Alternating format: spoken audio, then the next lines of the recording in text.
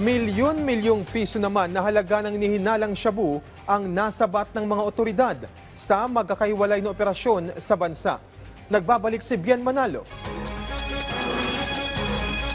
Halos 7 milyong pisong halaga ng hinihinalang shabu ang nasabat sa Joint Drug Buy-Bust Operation ng Provincial Special Operations Team at Biñan Component City Police Station sa Biñan City, Laguna. Naaresto sa operasyon ng isang alias Norodin na umano'y tulak ng droga. Na-recover din kay alias Norodin ang buy-bust money, kotse at mga drug paraphernalia.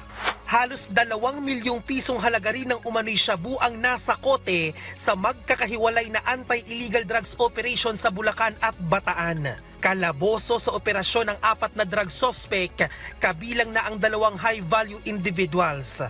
Nasamsam din sa mga suspect ang budal money at mga gamit sa droga. Tiklo naman ang 3 babae sa ikinasang buy-bust operation ng Taytay Municipal Drug Enforcement Team sa Taytay, Rizal.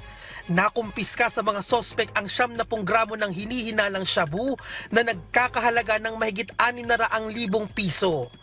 Nakuha rin sa mga sospek ang buy-bust money at mga drug paraphernalia. Ito ay ayon na rin sa direktiba ng ating GPNP at sa paggabay ng ating Regional Director, si Police Brigadier General Lucas at ng ating Provincial Director, ay lalo pa natin pinaigting ang ating kampanya laban sa illegal na droga. Sa ngayon ay nasa kustodiya na ng otoridad ang mga nadakip na sospek na nahaharap sa kasong paglabag sa Comprehensive Dangerous Drugs Act of 2002. Bien Manalo para sa bayan.